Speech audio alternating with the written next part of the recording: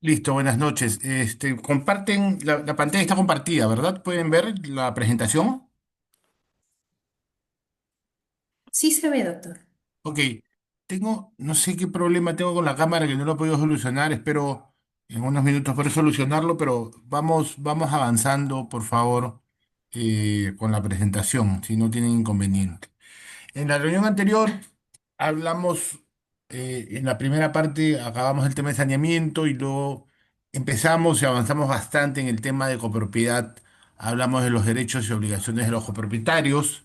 eh, y entonces en la sesión de hoy seguiremos un poco con copropiedad, con otras formas de comunidad de bienes y acabaremos con procesos judiciales vinculados a derechos reales en donde se discuta posesión, adquisición de propiedad como prescripción adquisitiva de dominio y otros derechos vinculados al saneamiento, a la propiedad como rectificación de área, deslinde, rectificación de área, linderos o perímetros, y aquellos que discuten la propiedad en sí misma como la reivindicación o el mejor derecho de propiedad.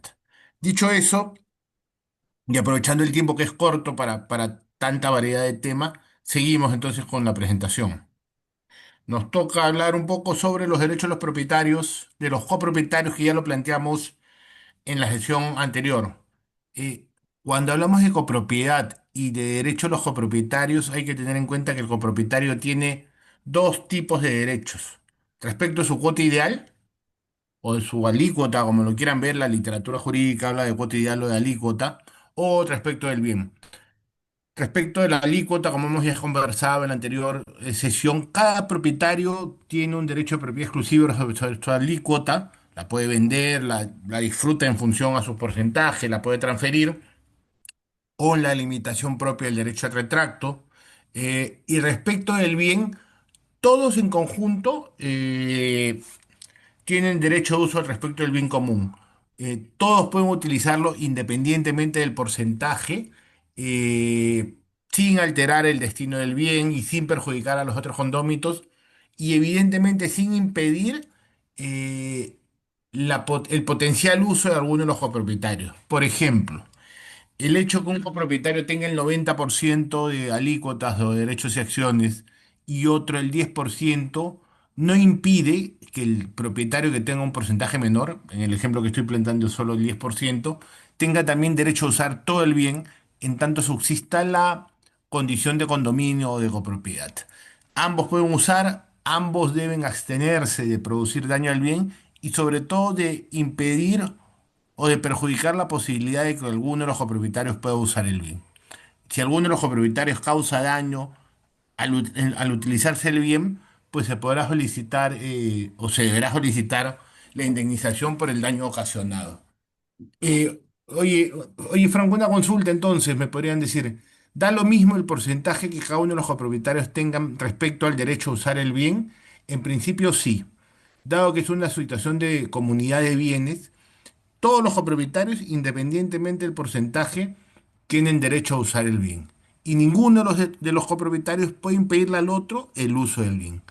Cosa distinta es que los copropietarios puedan tener un acuerdo respecto al uso y regular el uso del bien de determinada forma. Por ejemplo, manteniendo el régimen de copropiedad, los copropietarios pueden pactar periodos de tiempo determinados para usar una casa, por ejemplo. Por ejemplo, dos amigos adquieren una casa de playa, 50% cada uno, y pueden regular un derecho de uso en donde un mes usa exclusivamente una persona y el siguiente mes lo usa exclusivamente otra persona. Si bien es cierto, formalmente se mantiene un régimen de propiedad, en lo que respecta al uso, cada uno de los copropietarios tiene una especie de uso exclusivo del bien de manera temporal. Entonces, los copropietarios pueden regular el uso del bien de distintas formas en función, obviamente, en principio, a los porcentajes que cada uno tenga respecto del bien. ¿Ok? Entonces, todos los copropietarios tienen derecho a usar el bien, independientemente al porcentaje que tengan sobre este bien, sujeto a copropiedad, pero se puede regular el uso del bien en función a un acuerdo entre todos los copropietarios. No, evidentemente no debe haber daños o perjuicios al bien, y si hubieran daños, estos deberían ser indemnizados. Todos los copropietarios tienen derecho a disfrutar el bien, a percibir los frutos. El fruto más conocido es el fruto civil. Si uno alquila una casa que está sujeta a propiedad, a copropiedad, perdón, cada uno de los copropietarios deberá percibir la parte proporcional de la renta en función a los porcentajes que tiene. Hay ejemplos que suelen pasar. Por ejemplo, la casa es copropiedad de cuatro hermanos por sucesión intestada o por testamento, pero solo uno de ellos la usa. En principio, todos los copropietarios tienen el derecho potencial a usar el bien. Ninguno de los copropietarios puede impedir al otro el uso del bien. Si uno usa y los otros tres no utilizan por decisión voluntaria, salvo que haya un acuerdo distinto, el copropietario que usa en principio no está obligado a indemnizar, porque la potencialidad de poder usar el bien se mantiene. Si uno usa e impide el uso a los demás copropietarios, obviamente está haciendo un ejercicio abusivo de su derecho y los copropietarios que son impedidos de utilizar el bien podrán accionar judicialmente, por ejemplo, para recuperar la posibilidad de usar el bien. Si uno solo usa, pero los copropietarios se ponen de acuerdo para que esa persona que usa de manera exclusiva les pague una especie de renta por alquiler, por uso exclusivo del bien, eso también es válido en función a los acuerdos que tengan los copropietarios. ¿Ok? Para transferir el bien, como hemos visto en la sesión anterior, se requiere unanimidad. Para transferir la cuota, cada uno de los copropietarios puede transferir su cuota, teniendo en cuenta la limitación existente por el derecho al retracto.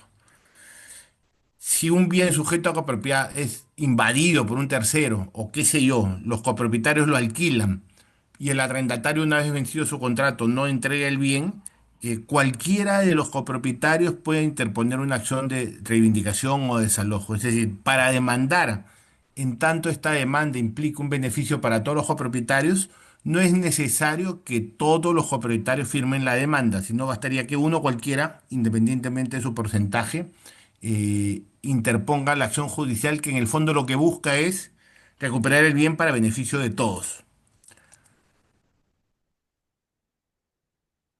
Mientras exista el régimen de copropiedad, en tanto cada una de las partes tenga un porcentaje sobre el bien, como conversamos en la sesión anterior, ninguno de los propietarios tiene una parte material o específica del terreno. Por ejemplo, si estamos hablando de un terreno de 1000 metros cuadrados que son cuatro copropietarios, no es que ninguno, o no es que alguno, perdón, de ellos tenga una parte material de los 1000 metros cuadrados, es decir, no es que tengan 250 metros cuadrados cada uno, sino que el régimen de copropiedad abarca todo el bien y genera que los cuatro copropietarios concurran sobre la totalidad del bien y sobre la totalidad puedan usar, disfrutar, disponer, ¿ok? En proporción a su cuota. ¿Cuándo se acabará el régimen de copropiedad? Más allá de que los copropietarios puedan regular un régimen de uso especial o particular para cada uno de ellos, formalmente se acabará el régimen de copropiedad cuando tengan un acuerdo de división y partición, en el cual este terreno hipotético de 1000 metros cuadrados se divide en cuatro partes de 250 metros cuadrados, se extingue la propiedad y se genera un derecho de propiedad exclusivo a favor de cada uno de los cuatro propietarios de 250 metros cuadrados. ¿Quién puede pedir la división y partición? Cualquiera de los condóminos.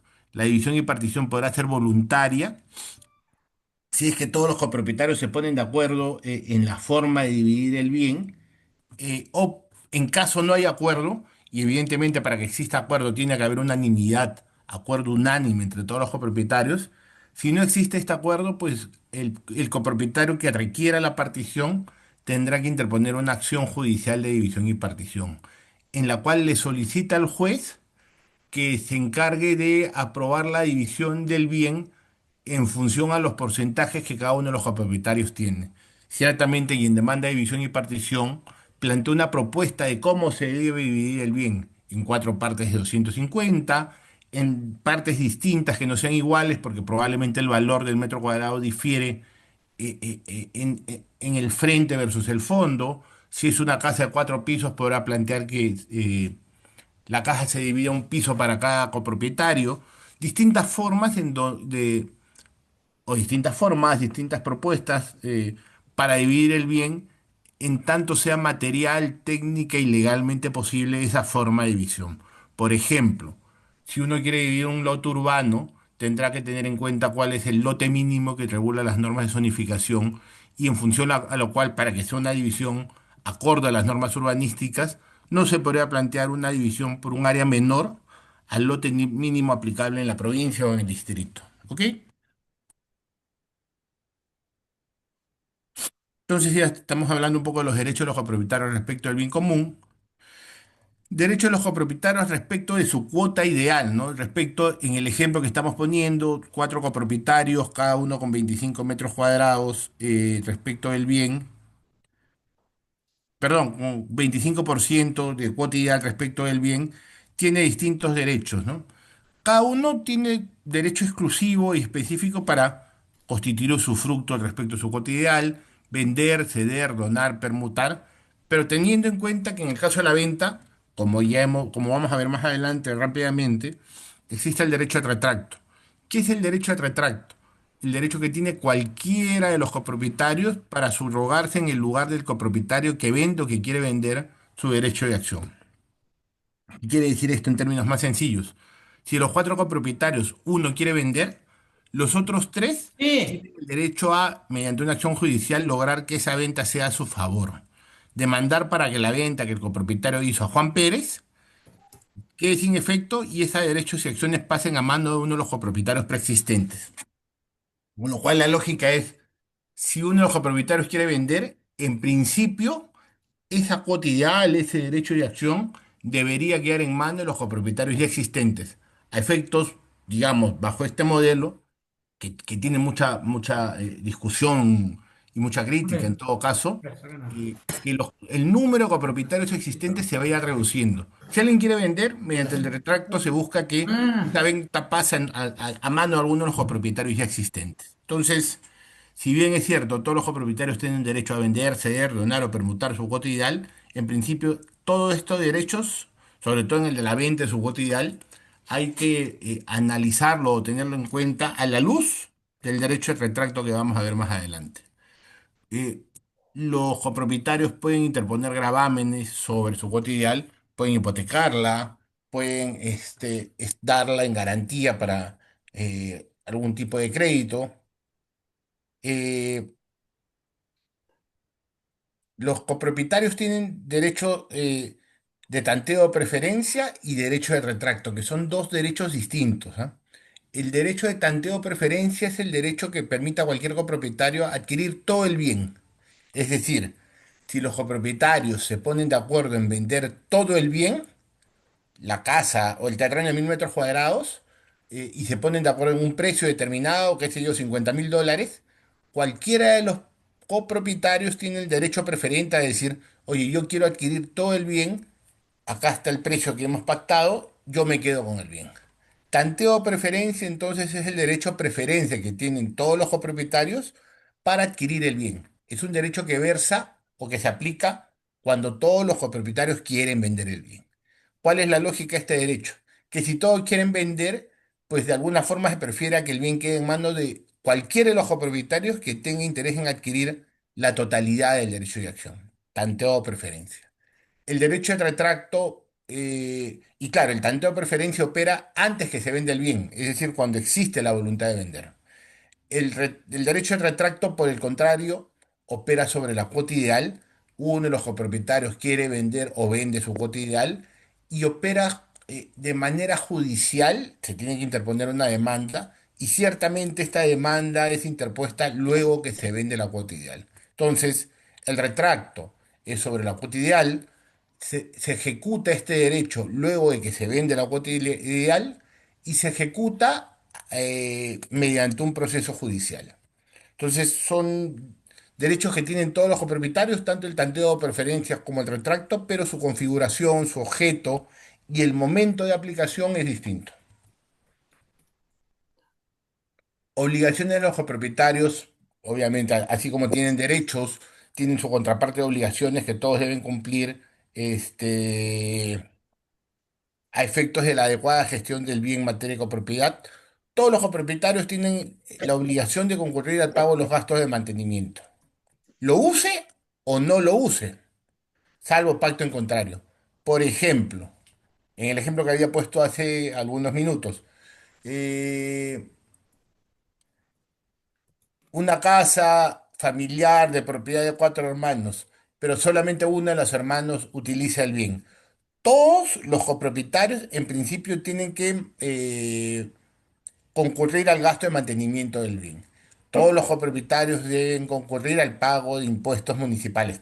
De hecho, en un régimen de copropiedad, normalmente las municipalidades liquidan los derechos de impuesto predial y de arbitrios en cuotas en función al número de copropietarios existentes. Entonces, si son cuatro copropietarios, normalmente todas las municipalidades emiten cuatro liquidaciones en la parte proporcional que a cada copropietario le toca pagar tanto de predial como de arbitrios. Y esta obligación de concurrir a los gastos de mantenimiento e incluso al pago de los impuestos se da independientemente que los copropietarios usen o no usen el bien. De hecho, el impuesto predial es un impuesto que se grava por la existencia del derecho de propiedad, evidentemente independientemente del uso que se tenga. La obligación tributaria recae en cabeza del propietario. Cosa distinta es que los copropietarios pueden pactar, mediante un acuerdo privado, obviamente, que los gastos de mantenimiento y eventualmente las obligaciones tributarias sean asumidas por alguno de los copropietarios, eventualmente porque es el único que usa el bien. Ese acuerdo privado muchas veces se da, puede pactarse ello, pero digamos, por lo menos en lo que respecta a las obligaciones tributarias de impuesto predial, esto es una obligación que nace en cabeza del propietario. Pero muchas veces en la práctica los copropietarios se ponen de acuerdo para que tanto los gastos de mantenimiento como las obligaciones tributarias sean asumidos por el condómino o por el copropietario que utiliza el bien. Todos los copropietarios tienen que concurrir al pago de las mejoras necesarias, que son aquellas que impiden la destrucción del bien, las mejoras útiles, aquellas que aumentan el valor o la renta del bien.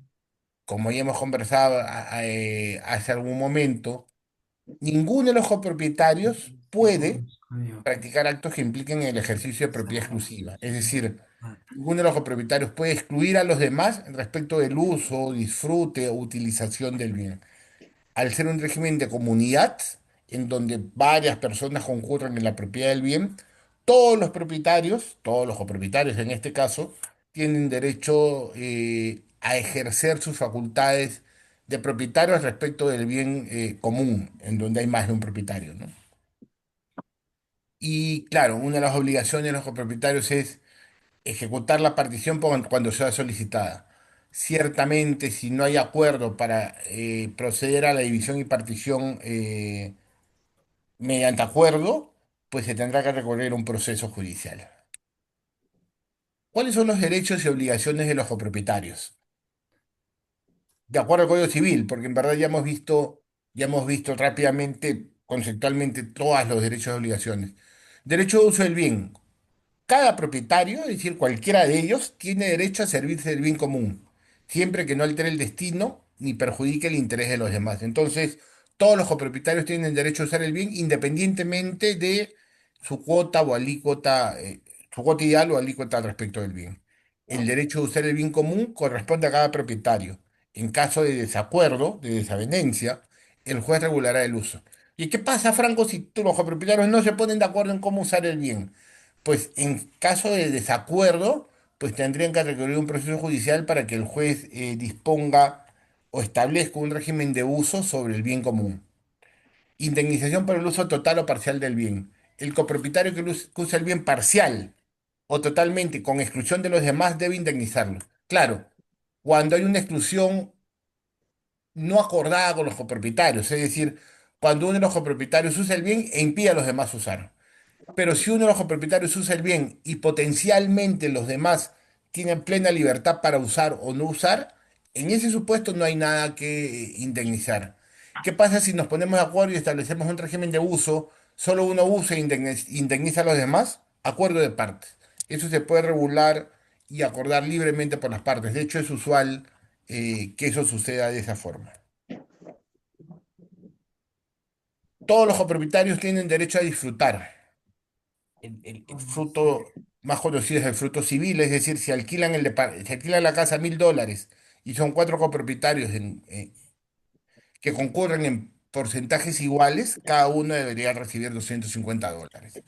Estos están obligados a reembolsarse proporcionalmente los provechos obtenidos del bien.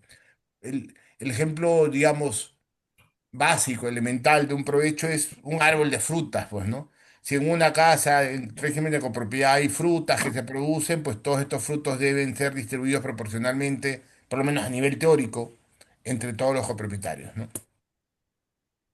Cada copropietario respecto a su cuota ideal puede disponer su cuota ideal y sus respectivos frutos. También puede grabarlos. Es importante tener en cuenta la existencia del derecho al retracto, que lo vamos a ver a continuación. Eh, Si un copropietario practica sobre todo o parte de un bien acto que implica el ejercicio de propiedad exclusiva, dicho acto solo será válido desde el momento en que se adjudique el bien o a la parte que practicó el acto. Artículo 978. Por ejemplo, si es un bien en régimen de copropiedad de cuatro propietarios y se firma un contrato de compra-venta que pretende transferir la totalidad del bien y solamente intervienen tres copropietarios, así estos tres copropietarios tengan el 99% de derechos y acciones sobre el bien, eh, ese acto no surte efecto y estará condicionado a que aquel que no participó firme el contrato de compra-venta y convierte en eficaz ese acto inicialmente ineficaz por la falta de participación de todos los copropietarios. Cada propietario puede disponer de su cuota ideal, sí, libremente, salvo el derecho al retracto o con la limitación del derecho al retracto y de los respectivos frutos. Tener en cuenta el derecho al retracto, obviamente. Artículo 977 del Código Civil. Eh, Cualquier consulta, por favor, como siempre hemos venido haciendo en las reuniones anteriores, por favor, pueden escribirla en el chat y conforme vayamos avanzando yo voy resolviendo cada una de ellas. Cualquier copropietario, como ya hemos dicho, puede reivindicar el bien común. Si bien es cierto, para disponer deben intervenir todos, si quieren iniciar una acción judicial, reivindicación o desalojo, a efectos de recuperar la titularidad del bien común o el uso o la plena disposición del bien común, no es necesario ni obligatorio que todos firmen la demanda. Bastará que cualquiera de los copropietarios firmen, dado que este acto va en beneficio de todos los copropietarios, en tanto permita la recuperación del bien, ¿no? Cualquier copropietario entonces puede reivindicar el bien. Asimismo puede promover las acciones posesorias, los interdictos, acciones de desahucio, ahora llamado desalojo, aviso de despedida y las demás que determine la ley. Es decir, cualquier derecho o cualquier acción judicial vinculada a la recuperación plena del derecho de propiedad. Pago de mejoras necesarios y útiles pertenecen a todos los copropietarios. Todos los copropietarios pueden recu- deben contribuir al pago de este tipo de mejoras. ¿Qué pasa con las mejoras de recreo, Franco? Porque de acuerdo al Código Civil las mejoras son necesarias, útiles y de recreo. Las mejoras de recreo, en este caso, cada uno de los copropietarios, si implementa una mejora de recreo, qué sé yo, pues construye un sauna en la casa, y compra e instala una piscina que son esas piscinas armables que se pueden retirar, cualquier ojo propietario puede separar la mejora de recreo siempre y cuando no genere daño. Es decir, si yo puedo desmontar la piscina, me la podré llevar, pues, ¿no? Si no la puedo desmontar, pues no hay obligación, no hay obligación, quiero ser claro en esto, de indemnizar por esta mejora de recreo. Si yo pongo una mejora de recreo y me la puedo llevar, me la llevo. Salvo que el dueño opte por pagar su valor. Y me la podré llevar siempre y cuando no se genere daño en la estructura, en el confort, en la estética del bien. División y partición es lo que hemos estado conversando. Implica que el terreno de 1000 metros cuadrados, que era copropiedad de cuatro personas, se divide en cuatro partes de 250, por ejemplo. Una forma de dividirlo, no necesariamente, como ya hemos conversado, la división y partición se da de manera proporcional a los metros cuadrados existentes. Una casa de cuatro pisos se podría dividir también en un piso para cada uno de los copropietarios. La división y partición entonces implica extinguir el régimen de copropiedad y asignar una parte determinada, una parte material determinada a favor de cada uno de los copropietarios. Eh, Rodolfo Guamán hace un par de consultas. ¿Se puede cambiar la naturaleza del bien común? Sí, claro que sí. Es lo que, por ejemplo, es lo que estaba acabando de plantear, ¿no? un bien que es copropiedad deja de ser copropiedad por la división y partición. La división y partición puede ser convencional, si todas las partes se ponen de acuerdo en cómo dividir y partir el bien, o puede ser judicial en caso no haya acuerdo sobre la forma de dividir el bien. Entonces, eh, la división y partición extingue la copropiedad.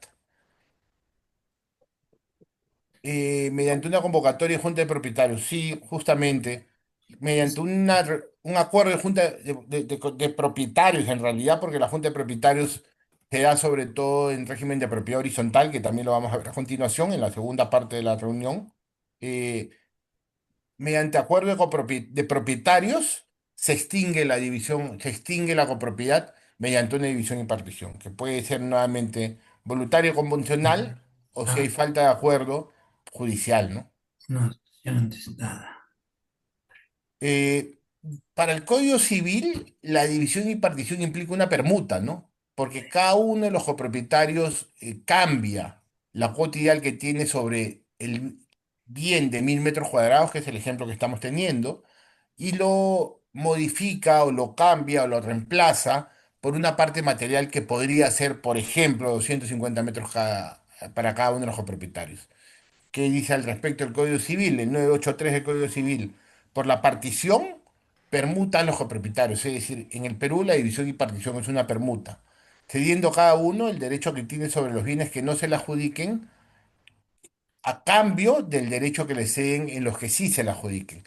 Tengan en cuenta que cuando...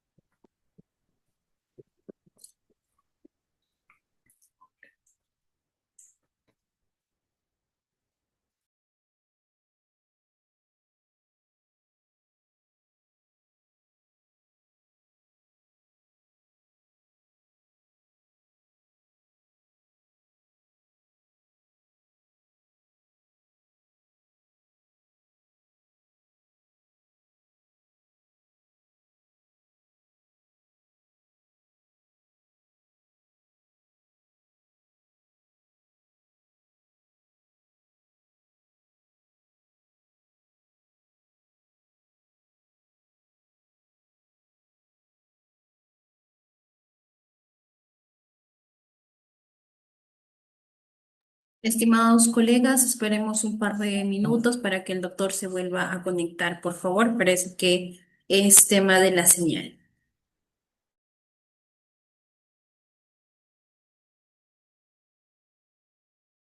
De igual modo, para poder indicarles que hay que tener mucho cuidado con el audio y también las cámaras.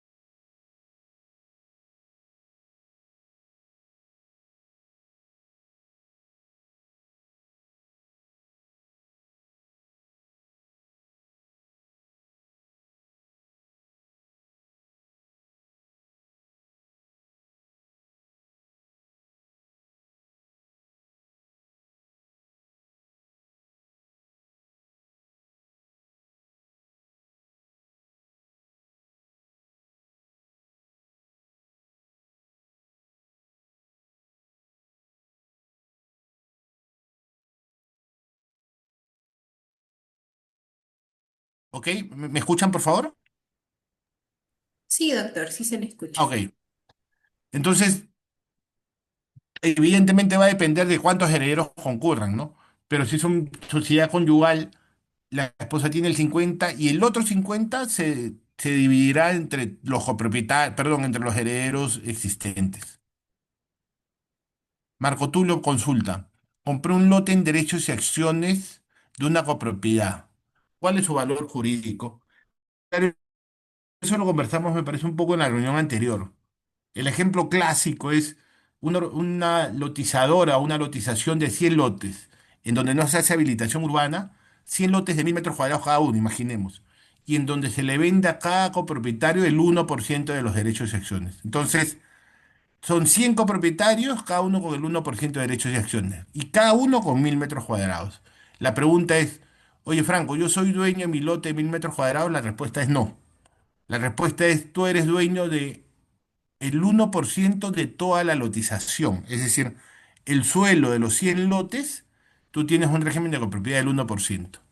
Si tú construyes tu casa en esos 1000 metros cuadrados en donde hay copropiedad, tú eres copropietario del suelo conjuntamente con los otros 100 y se podría considerar que tú eres propietario exclusivo de las construcciones. Pero respecto del suelo, claramente hay un régimen de copropiedad. Entonces, claro. No es del todo recomendable adquirir lotes bajo el régimen de derechos y acciones, ya es una cuestión comercial que cada quien tendrá que evaluar. Si pese a esta situación, adquirir un lote bajo el régimen de derechos y acciones sigue siendo una decisión adecuada, conveniente, económicamente razonable, ¿no? Un inmueble, los herederos fueron 6, acordaron que la sucesión intestada salga a nombre de uno, solo para su posterior venta y repartir el costo de la venta. Pero en la actualidad está alquilada momentáneamente, se puede repartir los usufructos entre los 6. Claro, hay ocasiones en donde son varios herederos, pero por distintos motivos deciden que la herencia solo aparezca a nombre de una persona. Eso no es del todo conveniente, tiene sus contingencias. Lo más recomendable en términos generales es que participen todos los herederos, pero si hay un acuerdo que implique eso, que solo intervenga uno y los demás no, pues lo más recomendable es firmar una escritura pública que regula adecuadamente esta decisión. Si se alquila este bien que formalmente, entre comillas, es propiedad de un solo heredero, pero en la realidad es de 6, pues ciertamente se debería dividir el dinero entre los 6 copropietarios, pese a que no hayan participado en la asociación. Es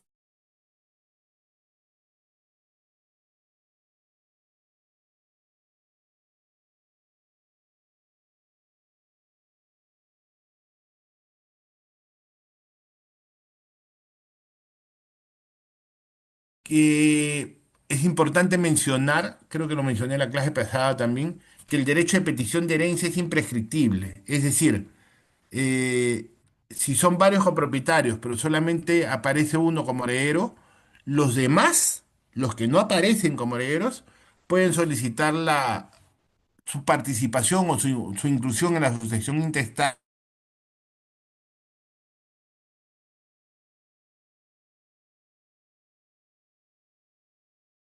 Cris pregunta, para seguir con la división y partición, ¿cuáles son los pasos a seguir y qué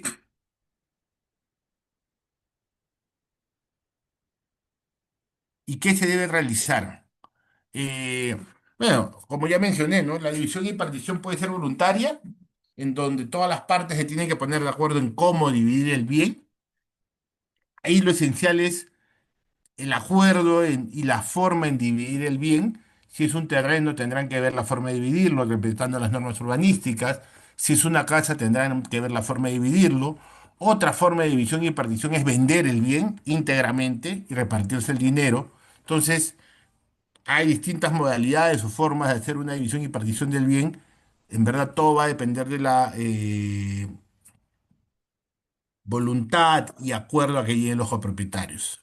Modelos de minuto de división y partición, en verdad en Internet hay bastantes, ¿ah? Si googleas división y partición, modelos, vas a encontrar varios de ellos, algunos buenos, otros no tan buenos. Evidentemente, claro, la calidad podría variar. Seguimos entonces un poco a ver algunas preguntas adicionales. Ana Verónica pregunta, ¿el juez puede dividir el bien cuando alguno de los propietarios no está de acuerdo o el bien sería remate? Una buena pregunta, ¿no? O sea, si un copropietario plantea una demanda de división y partición, puede solicitar una división y partición material, si el bien se puede dividir, lote 1000 metros que se dividan en cuatro partes de 250 en caso, en caso eso sea posible. Eso es perfectamente viable. Pero en aquellos casos que el bien no se puede dividir, por ejemplo, un auto. Si son copropietarios, cuatro personas de un auto, el bien, el auto no se puede partir, pues, ¿no? Entonces, en esos casos, el bien se tendrá que vender y lo que se va a repartir es el dinero producto de la venta del auto. Entonces, podrá haber una división y partición material siempre y cuando el bien pueda ser divisible. Si el bien no se puede dividir, pues lo que se tendrá que hacer es vender el bien y lo que se va a repartir es dinero producto de la venta. Y esta es la última pregunta hasta el momento y seguimos. Tribeño Juan Janco pregunta, soy copropietario de un inmueble, pero hemos comprado por escritura pública. ¿Puedo prescribir la parte que corresponde? A ver, un bien sujeto a copropiedad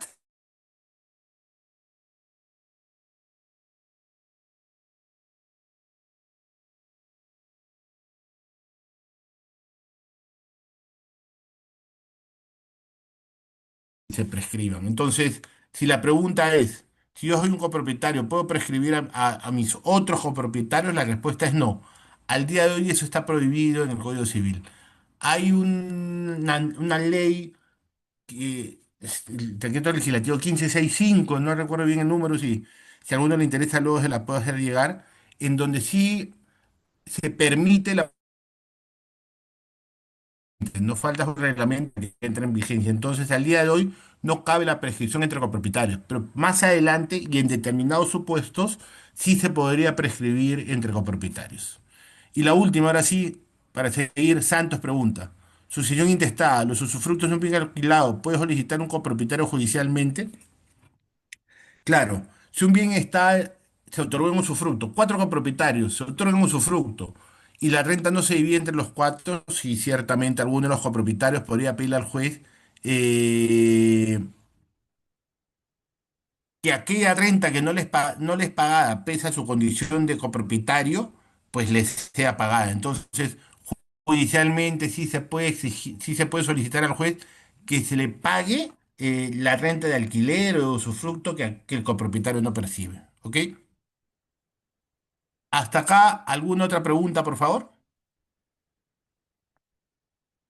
Ok, seguimos entonces.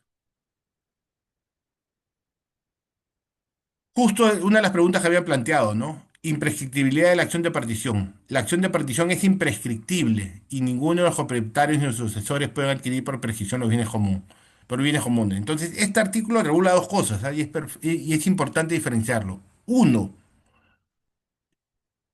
todos los copropietarios pueden pedir la división y partición en cualquier momento. Ese derecho no prescribe, no caduca. Yo puedo pedir siempre la división y partición.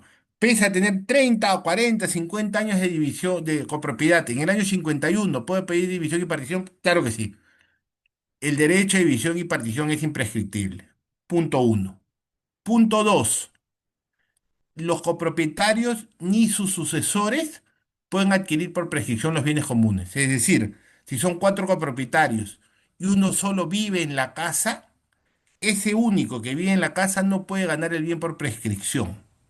La prescripción adquisitiva y dominio está prohibida al día de hoy entre copropietarios. Como mencioné hace un rato, hay una ley que todavía no entra en vigencia que en determinados supuestos sí va a permitir la prescripción adquisitiva y dominio entre copropietarios. Pero al día de hoy no está vigente. Entonces, al día de hoy, esta es la norma que se aplica. No cabe prescripción adquisitiva y dominio entre copropietarios. ¿Cómo se extingue la copropiedad? Por varios motivos. Primero, por la destrucción de la cosa, ¿no? Si es una casa que está sujeta a propiedad y esta casa se destruye, ya no existirá copropiedad sobre la casa. Existirá solamente copropiedad respecto del terreno, ¿no? Porque la construcción se destruyó porque se demolió, porque estaba ruinosa y se cayó, por un terremoto la casa se vino abajo. Si se destruye la cosa, ya no habrá copropiedad. Si somos copropietarios de un auto y el auto se destruye porque se incendia, ya no habrá, el derecho de copropiedad se habrá extinguido completamente. Si somos copropietarios de una casa y la casa se destruye, dejaremos de ser copropietarios sobre una casa y seremos copropietarios solamente sobre el suelo. ¿Ok? Destrucción de la cosa, extinción de la copropiedad. Segundo supuesto, reunión de cuotas de una sola mano, es decir, si éramos cuatro copropietarios, pero uno de los copropietarios compró la copropiedad a los otros tres, entonces consolida la copropiedad en una sola mano, se extingue la copropiedad y solamente se configura un derecho de propiedad exclusiva en cabeza de uno de los copropietarios. Reunión de cuotas en una sola mano, extingue la copropiedad. Y lo que hemos venido hablando en varios momentos, la división y partición, ¿no? Que puede ser material si dividimos el bien en varias partes, en aquellos bienes que se puedan dividir, terrenos, casas, en caso sea posible división, o división económica en aquellos bienes que no se puede dividir, por ejemplo, un auto en donde lo venderemos y la plata se distribuye entre todos los copropietarios. ¿Ok? Entonces, en esos supuestos se extingue la copropiedad. División y partición del bien común, reunión de todas las cuotas en un solo propietario, destrucción total o pérdida del bien, enajenación del bien a un tercero, pérdida del derecho de propiedad de los copropietarios. Artículo 992 del Código Civil, señores. Hasta aquí, resumen, ¿no? Para ya ir acabando el tema de la copropiedad. Características principales de la copropiedad. Pluralidad de sujetos, ¿no? Es decir, hay varias personas que concurren en el derecho de copropiedad de un solo bien. Unidad de objeto. Varias personas que son propietarios de un terreno o de una casa. Atribución de cuotas ideales. Como hemos venido conversando, el Código Civil presume que todos los copropietarios concurren en cuotas iguales entre sí, salvo que en el contrato se indique expresamente que uno tiene, por decir, 80% de derechos y acciones, y en otros casos sus derechos son menores, 10, 20, 20.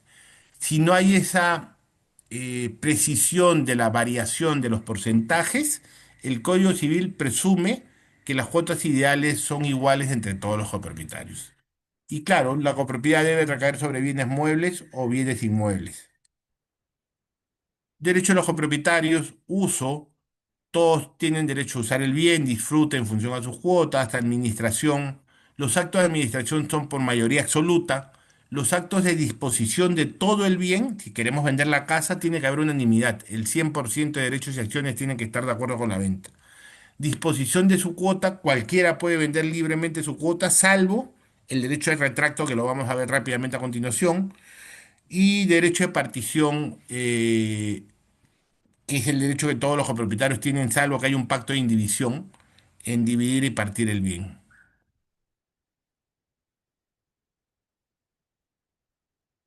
Derecho de retracto frente a la cuota ideal. Los copropietarios tienen derecho de preferencia en caso de venta de todo el bien, a efectos de que cualquiera de los copropietarios se convierta en propietario exclusivo y único del bien.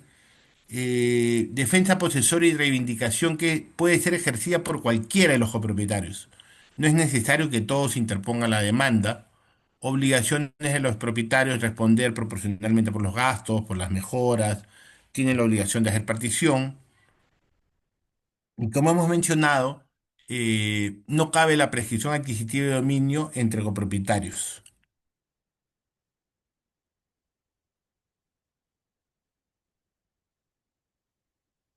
Sadi pregunta, ¿para ser copropietario solo tiene que ser un mínimo de dos? Sí, efectivamente. Para que exista un régimen de propiedad tiene que haber pluralidad de propietarios. Y para que haya pluralidad, por lo menos deben ser dos. Existiendo dos, ya estamos en un régimen de copropiedad al cual se le aplican todos los derechos y obligaciones que estamos conversando. ¿Ok? Yo creo que avanzamos con el retracto y de ahí tenemos un pequeño descanso de tal forma que también veo cómo mejorar mi señal de internet. El retracto, como he mencionado, es el derecho que tienen cualquier de los copropietarios a subrogarse en el lugar del copropietario que quiera vender su cuota ideal. Cuatro copropietarios que tienen cada uno 25% de derechos y acciones. Si alguno de los cuatro quiere vender, y es más, vende a un tercero, los otros tres copropietarios tienen derecho a interponer una acción judicial de retracto a efectos que esa venta quede sin efecto, pagar todo el precio de venta, los gastos y todo lo demás, y tomar el lugar del vendedor, con lo cual el copropietario que ejerce el derecho de retracto aumentará su cuota ideal respecto del bien. En el ejemplo que planteo, Si se vende el 25% y uno de los copropietarios ejerce el retracto, este copropietario será dueño del 50% de derechos y acciones. Todos los copropietarios tienen el derecho para ello. eh, Procedimiento judicial, se puede mandar retracto dentro de los 30 días desde que se toma conocimiento de la venta del derecho de acción. ¿Qué pasa? Esto es lo extraño del retracto, ¿no? Y toda la literatura jurídica al respecto cuestiona esta situación. El retracto opera así hayas avisado previamente que quieres vender. Es decir, avisaste, ofreciste el precio, el copropietario no indicó nada, pero es un derecho que se mantiene incluso en esas circunstancias. Entonces, el copropietario uno vende y pese a eso, el copropietario 2, 3 o 4 tiene derecho a interponer una acción de demanda judicial para subrogarse en esta venta efectuada por los derechos y acciones. Con lo cual, en el fondo, esto hace cada vez más complicado y difícil que un copropietario pueda vender derechos y acciones porque adicionalmente a la dificultad que en el mercado para vender un derecho de acción que no es una parte material o específica, adicionalmente a ello existe el derecho de retracto.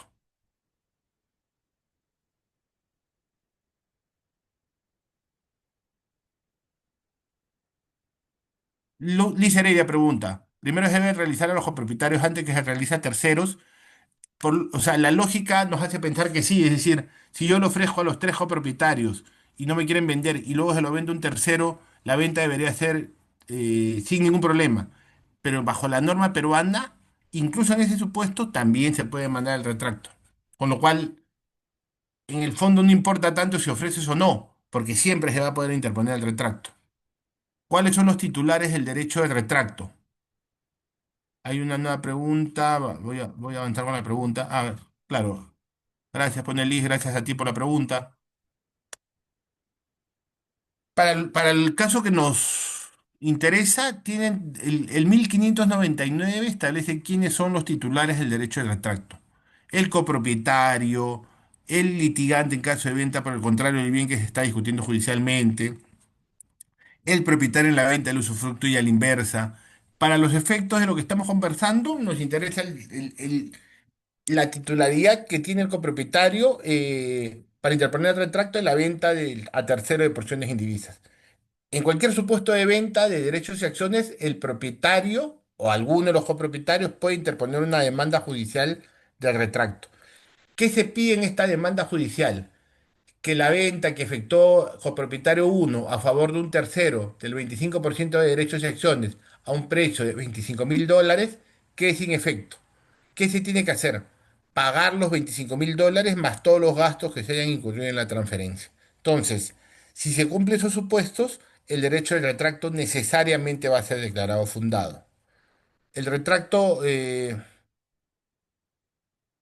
ante la venta, ¿cuál es, digamos, la idea general o el concepto general de un derecho de retracto? Que ante la venta de la alícuota a un tercero, cualquier copropietario puede retraer para sí la cuota transferida, logrando que cada vez sean menos los copropietarios. Porque claro, si son cuatro copropietarios, si uno le vende a un tercero, en principio se mantendrán cuatro. Cuatro. Pero si interpone el retracto, entonces esa cuota que se vendió un tercero pasará a ser propiedad de alguno de los otros tres preexistentes. Entonces, en este régimen de copropiedad que era de cuatro, pasa a ser de tres y uno tendrá el 50% y los otros dos mantendrán su 25%. El derecho al retracto es el que la ley otorga a determinadas personas para subrogarse. Subrogarse quiere decir ponerse en el lugar de, ponerse en los zapatos de, en lugar del comprador y en todas las estipulaciones del contrato de compraventa. Obviamente, para interponer el retracto se tiene que cumplir todo exactamente lo que dice el contrato de compraventa. El retrayente, que es el copropietario que ejerce el retracto, deberá reembolsar al adquirente, es decir, al tercero, el precio, los tributos, los gastos pagados por este y en su caso los intereses pactados. ¿Ok? Entonces, es importante tener en cuenta que el que interpone la demanda del retracto debe compensar en todos los gastos al adquirente, al tercero que adquiere el derecho de acción y que es demandado mm, en un proceso de retracto. De acuerdo al código, de acuerdo a la definición del Código Civil, el retracto es un derecho otorgado por ley. Es decir, El Código Civil, el 1599 que vimos hace un rato, establece un listado de quienes tienen el derecho de retracto. Entonces, es un derecho que no se puede pactar. Solo gozan del derecho aquellas personas establecidas en la ley, ¿no? Es un número clausus. Solamente pueden establecer retracto quienes aparecen en la ley. No es un derecho que se pueda pactar por las partes. El derecho consiste en subrogación de estas personas en el lugar del comprador y en todas las estipulaciones del contrato de compraventa. Quien interpone el derecho, o sea, el copropietario que demanda el retracto, debe reembolsar al comprador precio, tributos y gastos. Los efectos son similares a la sección de posición contractual, ¿no? Porque te pones en el lugar del comprador, lo sacas de la relación de copropiedad, ya no son cuatro copropietarios, sino son solamente tres. Subrogarse es meterse en los zapatos del comprador original, ¿no? El derecho del retracto, ¿en qué casos procede? Respecto de bienes muebles inscritos y de inmuebles. Y el derecho de retracto, lamentablemente, es irrenunciable e intransmisible por acto entre vivos del por acto entre vivos. ¿Por qué digo que lamentablemente? Porque, claro, los copropietarios podrían firmar un acuerdo diciendo, oye, todos renunciamos al derecho de retracto.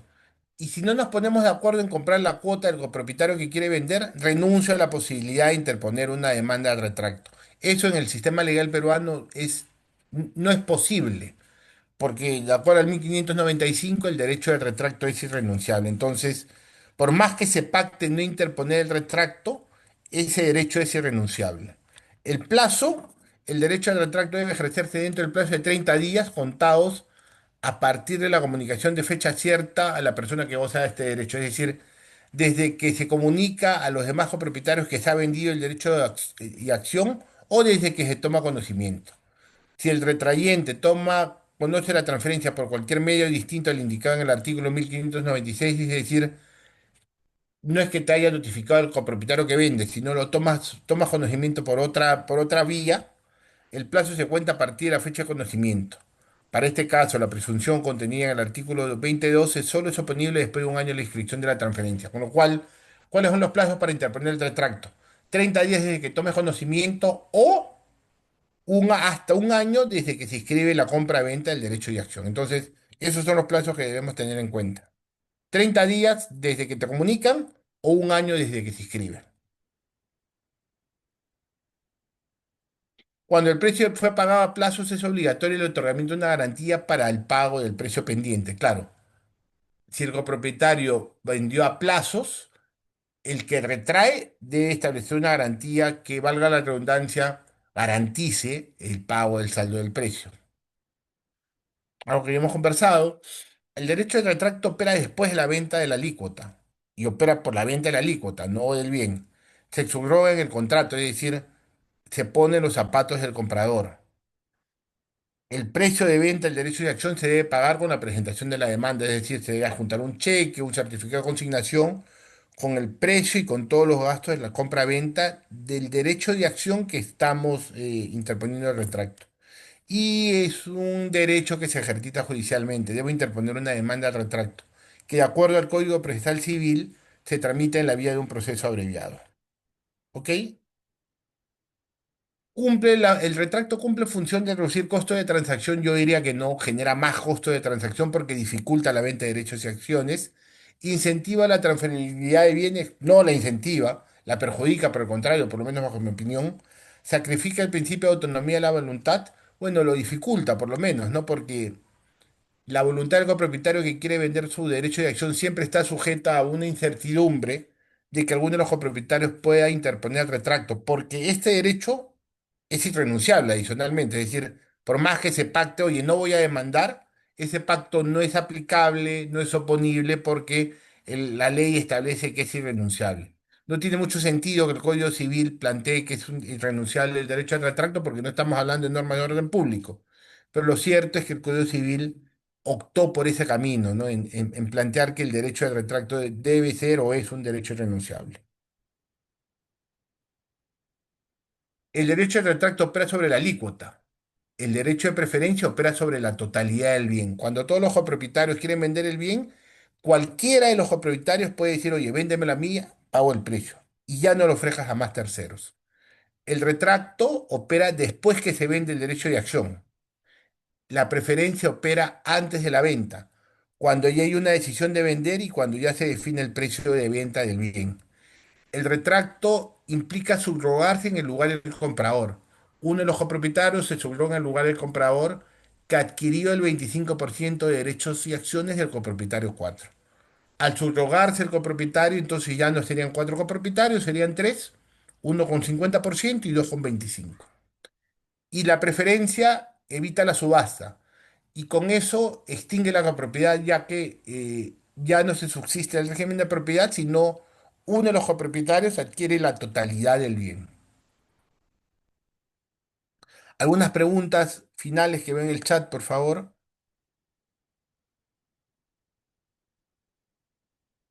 A ver. Sergio pregunta. Tres empresas jurídicas compraron un terreno en copropiedad. Una de ellas tiene deudas propias de otros proyectos y le están demandando para que pague. Le han anotado demanda en otro terreno de su propiedad exclusiva. ¿Podría anotarse en la partida de copropiedad? El juez aún no ordenó anotación. Claro, si una persona tiene una deuda, su acreedor podría embargar los bienes de propiedad. Si este deudor tiene un bien de propiedad exclusiva y un bien en copropiedad, probablemente el acreedor prefiere embargar el bien que sea propiedad exclusiva, ¿no? Porque, claro, ahí el remate implicaría el remate de la totalidad del bien. Eh, ¿Pueden embargar derechos y acciones? Por supuesto que sí. Yo simplemente lo que digo es, se puede embargar propiedad exclusiva como se puede embargar derechos y acciones de copropiedad. Probablemente en la mayoría de casos sea más recomendable embargar un bien de propiedad exclusiva porque podría subastar y vender la totalidad del bien. Sin embargo, derechos y acciones, en el fondo lo que voy a subastar es porcentajes y no siempre es muy atractivo para el mercado adquirir derechos y acciones, ¿no? Cuando fallece un esposo, la esposa y los hijos realizan sucesión intestada. ¿Cómo se determina el porcentaje total de la esposa para que pueda vender? Claro, es una pregunta similar a la anterior, ¿no? Va a depender del número de herederos, pues, ¿no? Si son dos esposos, 50% para cada uno, fallece el esposo, ese 50% se distribuye entre todos los herederos existentes. ¿Un propietario puede desafectar las áreas comunes mediante junta de propietarios? Sí, lo vamos a ver a continuación. Para desafectar las áreas comunes, la decisión es de la Junta de Propietarios y deben participar el 66% de eh, porcentajes de propietarios que forman parte del régimen de propiedad horizontal, como vamos a ver a continuación. Eh, en este momento tomamos un pequeño descanso de 5 minutos, solo 5 por favor, porque nos faltan varios temas, y vamos a volver con régimen, sociedades gananciales, propiedad horizontal y procesos judiciales vinculados a derecho de propiedad. Más o menos vamos a ver 20 minutos cada uno de los temas en la hora que nos queda. Entonces, son las 8:32, 8:37 exactamente volvemos. Listo, gracias.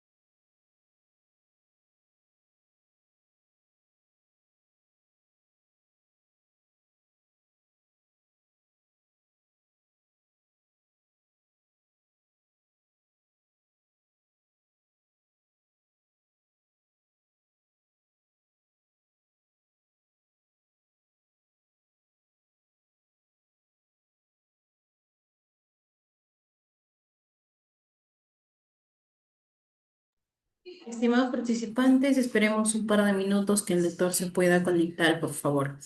De igual modo, no se olviden de tener mucho cuidado con el audio y también pues con la cámara.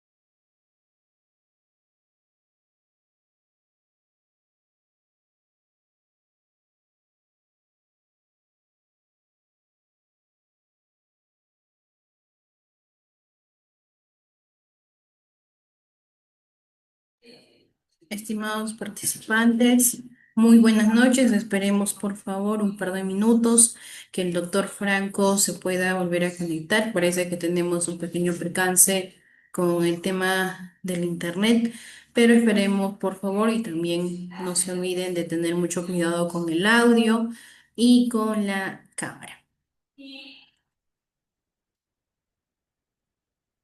Listo, buenas noches.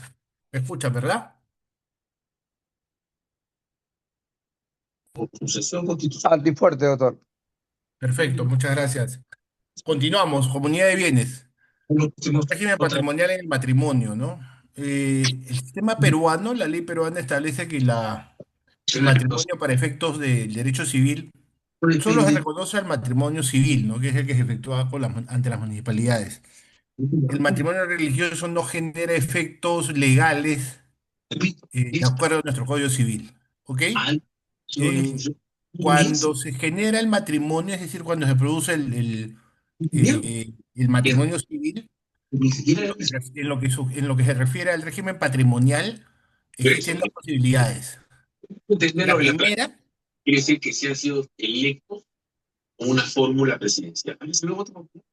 no sé, algunos tienen el audio abierto. A ver, perfecto. Eh, por default, el sistema legal peruano establece que cuando se genera un matrimonio, los esposos generan una sociedad de gananciales.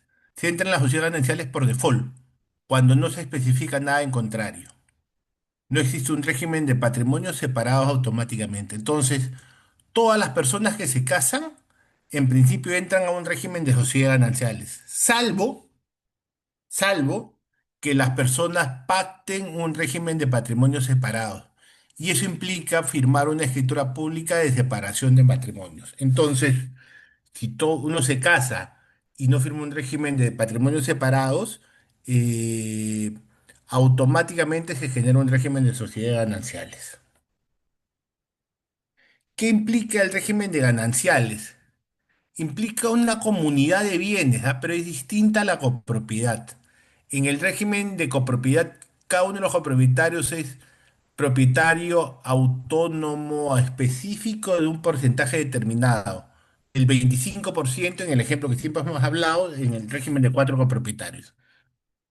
En el régimen de sociedades gananciales, todos los bienes que se adquieren de matrimonio durante la vigencia del matrimonio son propiedad o titularidad de la pareja de esposos, pero no es que tanto el hombre como la mujer tengan el 50% de cada uno de los bienes. Formalmente no existe porcentajes en las sociedades gananciales. En las sociedades gananciales, como consecuencia de ello, no es que el esposo o la esposa pueda vender el 50% de derechos y acciones que sí se puede dar en un régimen de copropiedad. En las gananciales no se pueden vender porcentajes, se pueden vender el bien íntegramente si es que ambas partes están de acuerdo. Y para vender porcentajes, pues se tendrán que extinguir el régimen de sociedades gananciales por muerte de una de las partes o por divorcio. Entonces, si bien es cierto, las sociedades gananciales tienen algunos elementos en común con la copropiedad, no es exactamente igual y tienen varios elementos que los diferencian. ¿Qué es lo que dice el artículo 295 del Código Civil? Antes de la celebración del matrimonio, los futuros cónyuges pueden optar libremente por sociedades gananciales o separación de patrimonios. Pero claro, si quieres optar por separación de patrimonios, tendrás que firmar una escritura pública de separación de patrimonios, que la puedes firmar antes de casarte o durante el matrimonio. Claro, si ya lo firmas durante el matrimonio, este régimen de separación de patrimonios tendrá que establecer una liquidación que establezca qué bienes son propios. Eh, Cuando una persona se casa, todos los bienes que ha adquirido previo al matrimonio, siendo soltero, son bienes propios. Todos los bienes que se adquieren durante el matrimonio son bienes de las sociedades gananciales. Con lo cual, una persona casada puede tener válidamente bienes propios, aquellos que adquirió antes del matrimonio o aquellos que recibe por herencia o que se gana en juegos de azar. Por ejemplo, si te ganas la lotería, aun si estás casado, ese es un bien propio. Entonces, la persona casada puede tener bienes propios, aquellos preexistentes, o aquellos que reciben por herencia, o aquellos que ganan una lotería, por ejemplo, y bienes de la sociedad conyugal. Los bienes de la sociedad conyugal, para disponerse, tienen que tener la participación de los dos esposos.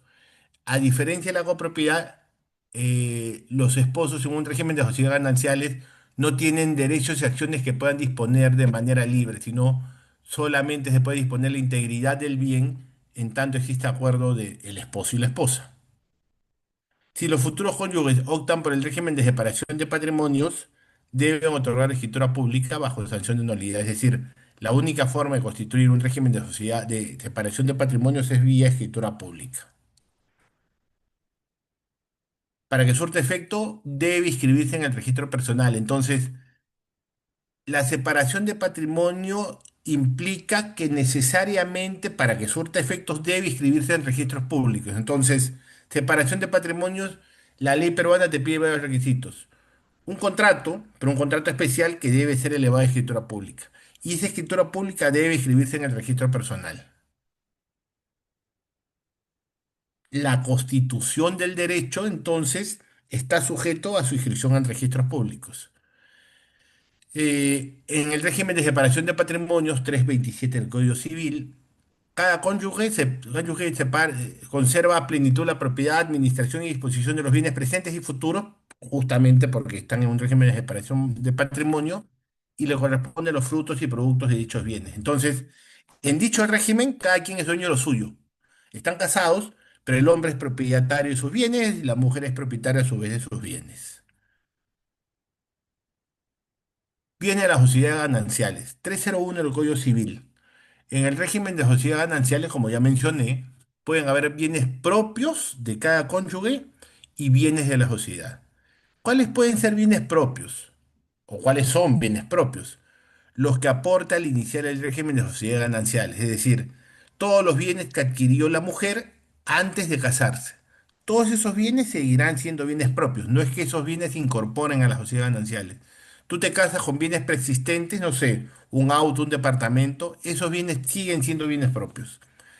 Los que adquiera durante la vigencia de dicho régimen a título oneroso, cuando la causa de adquisición ha precedido a aquella, es decir, cuando la causa de adquisición ha antecedido al matrimonio, es decir, un bien que tú ya habías hecho la negociación, eventualmente el pago, pero la transferencia se dio estando casada, ese bien seguirá siendo un bien propio. Los que adquiera durante la vigencia del régimen, es decir, estando casado en sociedades gananciales a título gratuito, es decir, los que te donan eh, seguirán siendo bienes propios. Y así una serie de otros que están en el artículo 302, con lo cual, aún en un régimen de sociedades gananciales, el esposo o la esposa, obviamente, podrá tener bienes propios y bienes que están sujetos al régimen de sociedades gananciales. Crédito en sociedades gananciales. Como mencionamos, ¿ah? La persona casada tiene bienes propios, sobre todo aquellos adquiridos antes del matrimonio, y bienes de la sociedad conyugal. ¿Qué pasa si yo presto plata a una persona? Pues lo primero que obviamente tengo que saber es si esta persona es soltera o casada para saber si su patrimonio es o completamente bien propio o bien de la sociedad conyugal. Es fácil en el Perú saber si una persona es casada o soltero. No es fácil, en algunos casos puede ser bastante difícil, dado que o sea, uno se casa ante municipalidades distritales y la mayoría de municipalidades distritales en el Perú, o muchas de ellas, no están conectadas a su sistema al RENIEC. Entonces, puedes casarte en una municipalidad muy alejada y si tú no actualizas tu estado civil en el RENIEC, en tu DNI, pues tú puedes tener, y probablemente muchos de ustedes conocen personas en esa situación, quizás muchas de ellas no por mala fe, sino por desidia, en donde ya están casados pero su DNI aparece como soltera o soltero. Entonces, eh, cualquier acto jurídico ante una persona es fundamental saber si es soltera o casada, a efectos de poder identificar cuál es el régimen de titularidad respecto a sus bienes. ¿Qué pasa? Créditos solicitados sin intervención del esposo o la esposa, ¿no? Yo estoy casado, pero mi DNI dice soltero y el banco me presta plata. ¿Se pueden rematar bienes de la sociedad ganancial sin que interviene uno de los cónyuges, uno de los esposos? En principio no, porque sería un acto ineficaz. Y claro, es por eso que se genera una distorsión en el mercado, en el sistema patrimonial, bancario. Si una persona su DNI dice soltero, pero en verdad es casado, podría celebrar actos que vayan en contra del patrimonio de la sociedad conyugal. Y en esos casos, el esposo o esposa afectado podría, siempre y cuando actúe de buena fe, obviamente, podría demandar la ineficacia del acto en donde se afectó bienes de las sociedades gananciales sin que intervengan todas las partes, ¿no? Es decir, el esposo y la esposa. Es válido que se otorgue tarjeta de crédito a personas casadas sin intervención del esposo. Si es válido, es una práctica comercial, lo recomendable es que se notifique o se tenga, o el esposo o la esposa tenga en cuenta eso, porque de alguna forma se afecta el patrimonio de la sociedad conyugal para ejecutar la parte de la sociedad gananciales correspondiente a un cónyuge hay que esperar la liquidación. Claro, ¿qué pasa si es una deuda solo del esposo? ¿Se puede embargar el 50%? Y la respuesta es claro, en las sociedades gananciales no existe el 50%, pero algunos jueces se ordenan el embargo del 50% que no existe, pero sin embargo no se puede rematar, porque por una deuda judicial no se puede rematar un bien de las sociedades gananciales. Solo se podrá rematar cuando se extinga las sociedades gananciales, cuando ya no haya matrimonio o si las partes deciden pasar a un régimen de separación de patrimonios. Hay algunas preguntas. Mm, Si hay un embargo, solo afecta a uno de ellos cuando el régimen son separados, claro.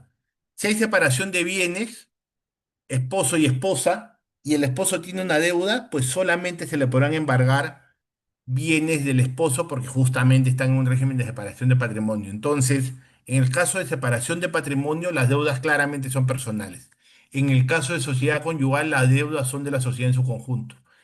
En este caso, como ya lo he mencionado, hay la distorsión de que puede darse la situación de que el hombre es casado, pero sin embargo su DNI dice soltero. Y a partir de allí se pueden generar algunos contratiempos o complicaciones en lo que respecta a la existencia de las deudas, ¿no? Vamos a ver si hay más preguntas.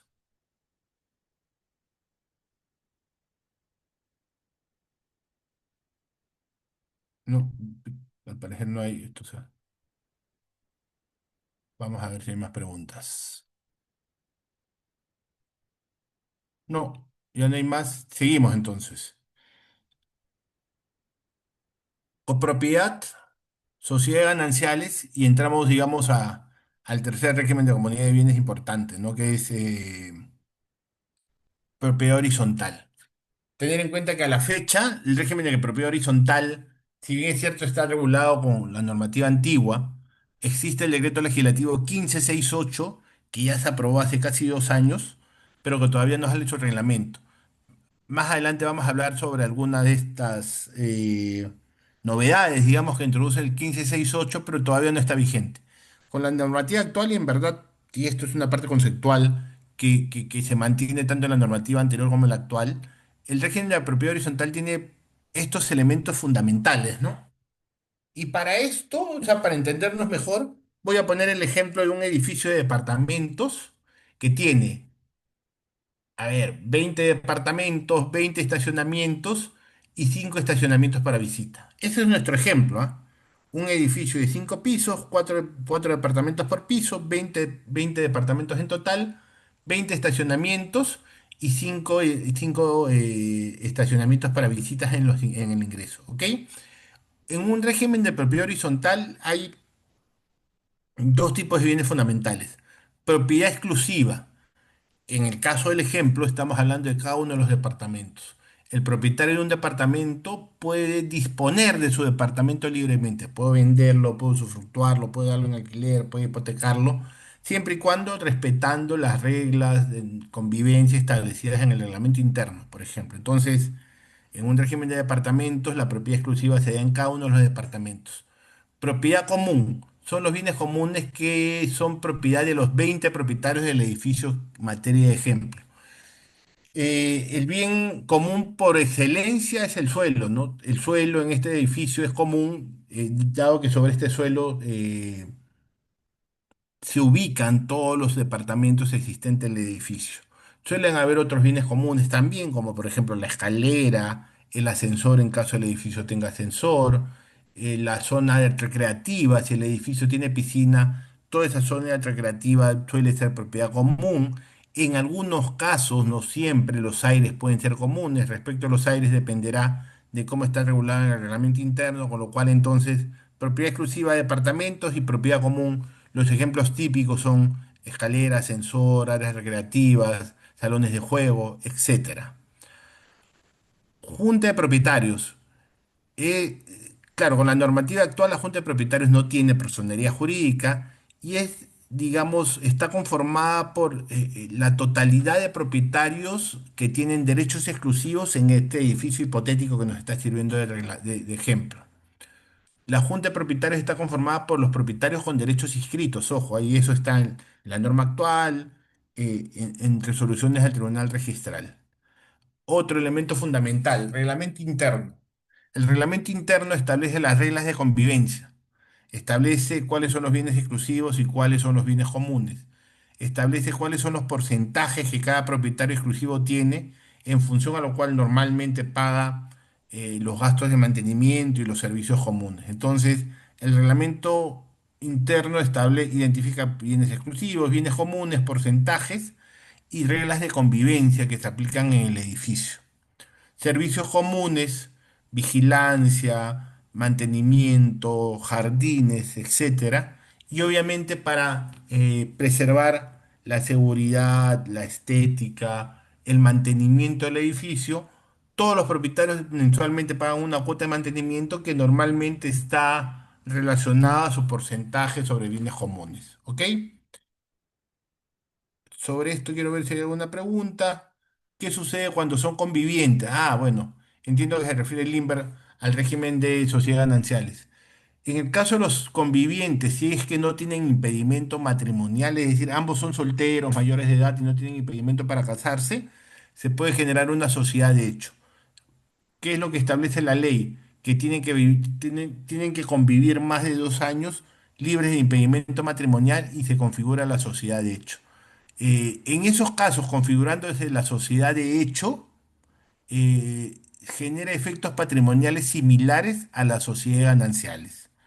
La sociedad de hecho se puede generar por escritura pública, es decir, los convivientes van al notario y reconocen que están libres de impedimento patrimonial, que viven más de 2 años y como consecuencia de ello generan un régimen de sociedad de hecho.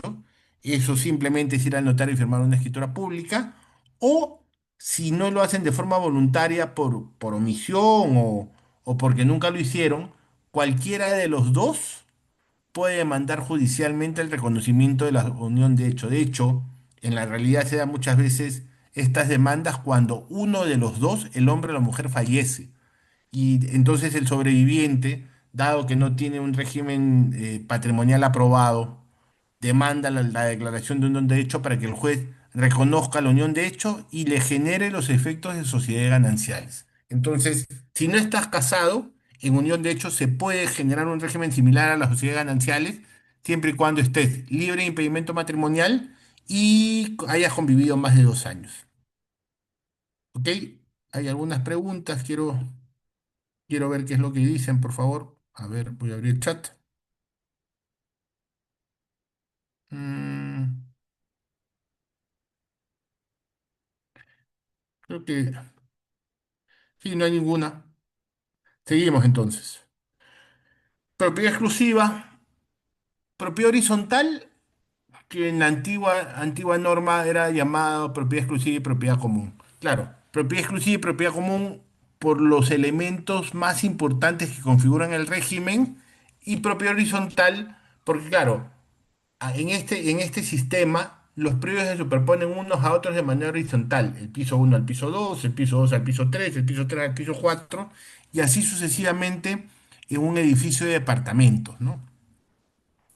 El régimen de propiedad exclusiva y común o de propiedad horizontal en la norma actual está definida en el artículo 129 del reglamento aprobado, texto único ordenado aprobado por Decreto Supremo 035/2006 Vivienda. Eh, es el régimen jurídico que supone la existencia de una edificación o un conjunto de edificaciones integradas por secciones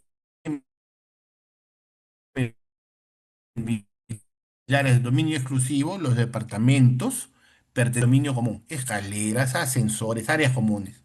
Cuentan con un reglamento interno, como lo hemos conversado, y una junta propietaria. Esos son los elementos fundamentales, pues, ¿no? Bienes de propiedad exclusiva, bienes de propiedad común, junta de propietarios y reglamento interno. Si se dan estos elementos, ciertamente estamos ante un régimen de propiedad horizontal. Es una institución jurídica que hace alusión al conjunto de normas que regulan la división y organización de diversos inmuebles. Claro, diversos inmuebles que coexisten en una gran unidad inmobiliaria, ¿no? Un edificio de 5 pisos en donde existen 20 inmuebles que son 20 departamentos, como resultado de la segregación de un edificio de un terreno común. No es un bien inmueble en particular, sino un régimen que reglamenta la forma en que se divide un bien inmueble y la relación entre los copropietarios de los bienes privados y los bienes comunes. Claro, es un gran inmueble en donde existen 20 inmuebles distintos que son 20 departamentos. Elemento fundamental a tener en cuenta: cómo el sistema permite que estos 20 copropietarios convivan de la mejor forma posible, respetando las normas de convivencia, generando el menor nivel de molestia posible, evitando que un propietario haga bulla en las madrugadas, haga fiestas todos los días, incomode permanentemente a sus vecinos o copropietarios o propietarios del mismo edificio. Entonces, este régimen tiene la particularidad que debe buscar preservar la vida en común adecuada, conveniente y razonable de todos los propietarios que viven en el edificio. Entonces, es fundamental un adecuado reglamento interno y sobre todo, ciertamente, es fundamental adecuada conducta de los propietarios que conviven en el edificio común. Permite la organización de los copropietarios y el mantenimiento de los bienes comunes. Y claro, para un adecuado régimen de convivencia, los copropietarios deben concurrir en los gastos de manera oportuna y adecuada para preservar el cuidado de las escaleras, de la vigilancia, de los jardines, del ascensor, de las áreas de recreación en caso el edificio la tuviera, y de todo lo que permita que el edificio funcione adecuadamente sin mayor deterioro que el que normalmente se genera por el uso normal. No es la suma de propiedad exclusiva y la simple copropiedad, ¿no? Porque en el fondo, en el régimen de propiedad horizontal coexiste propiedad exclusiva, propiedad común.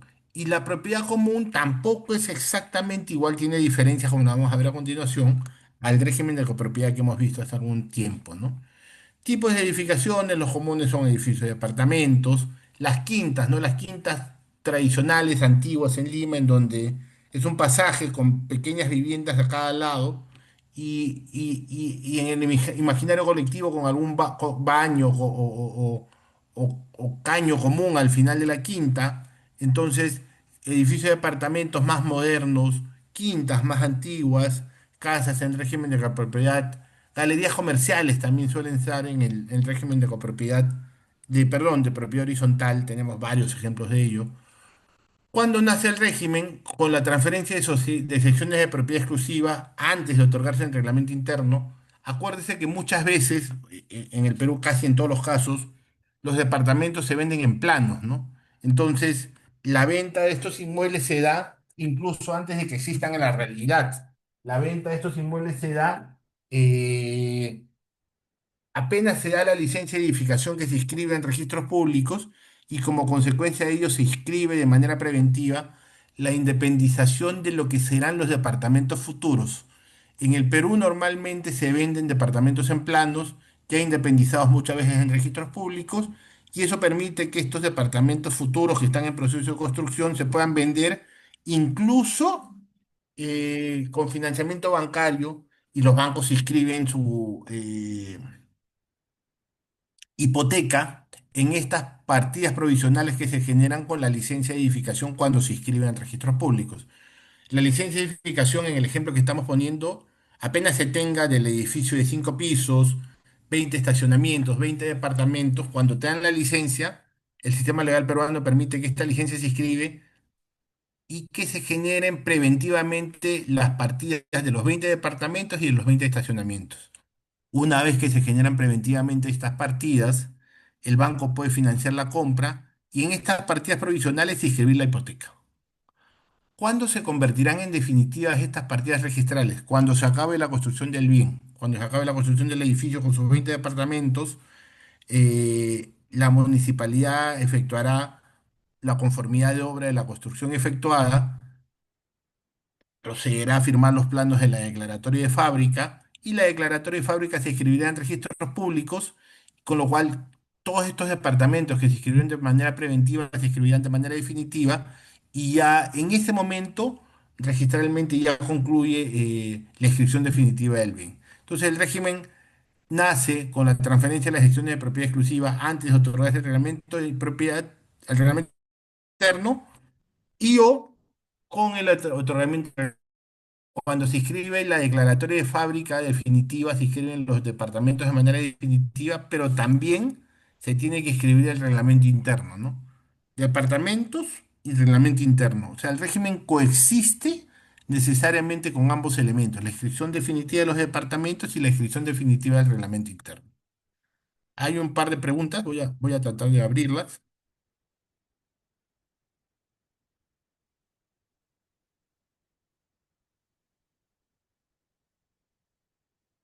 Denme un segundo. Ok, acá estamos.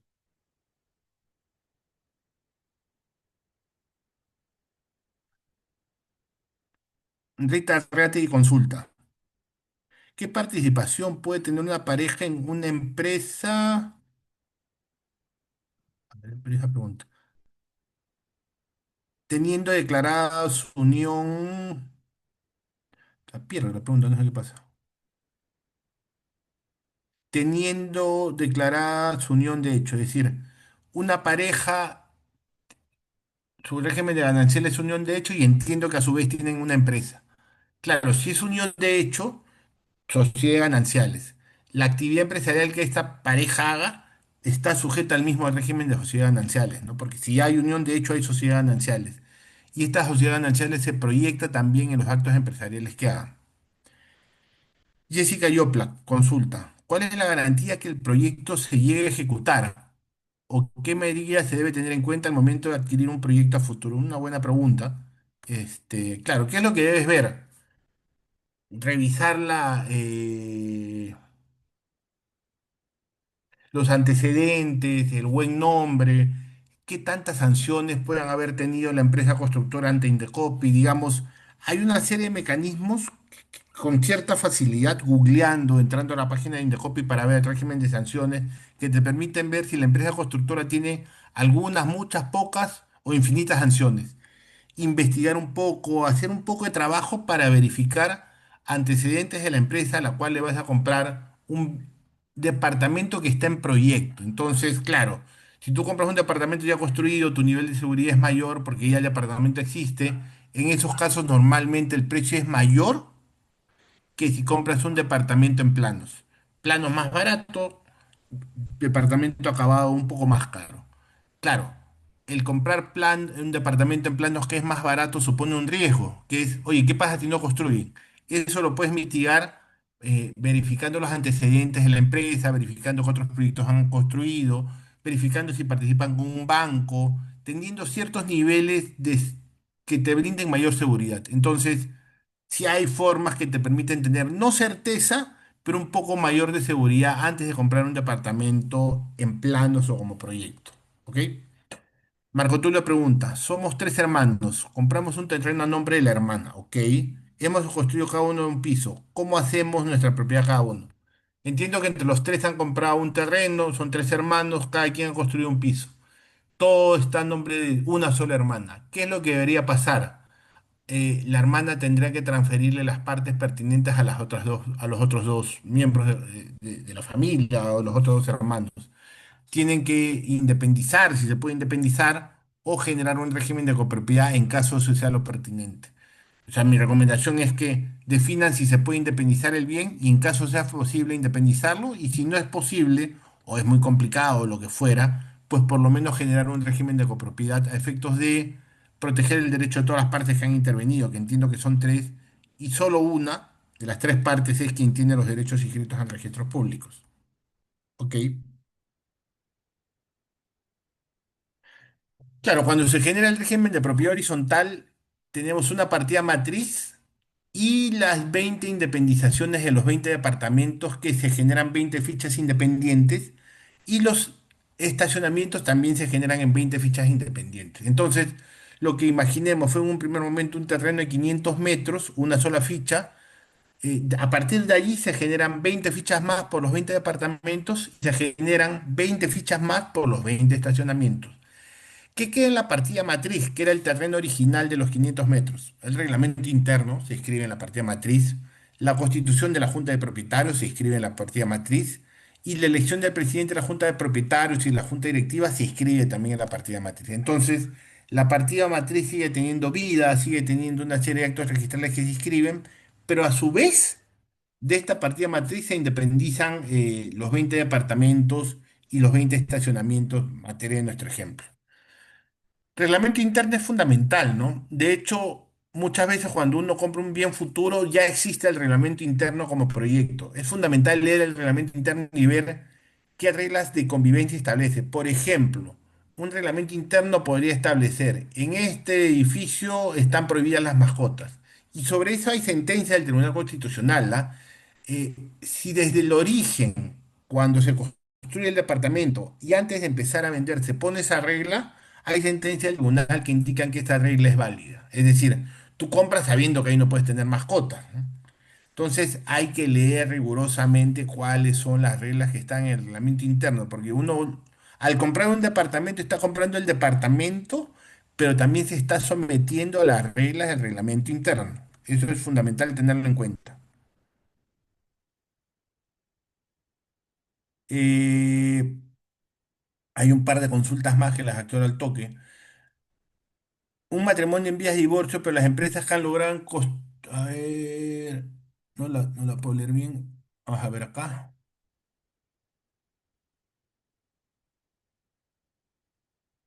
Un matrimonio en vías de divorcio, pero la empresa que han logrado la construcción solo tienen constancia de posesión, planos visados, no han hecho proceso de prescripción adquisitiva de dominio. Solo un contrato de compra-venta que ellos hicieron a la empresa construida y edificado. ¿Cómo queda efectos para las actividades gananciales ante esta informalidad?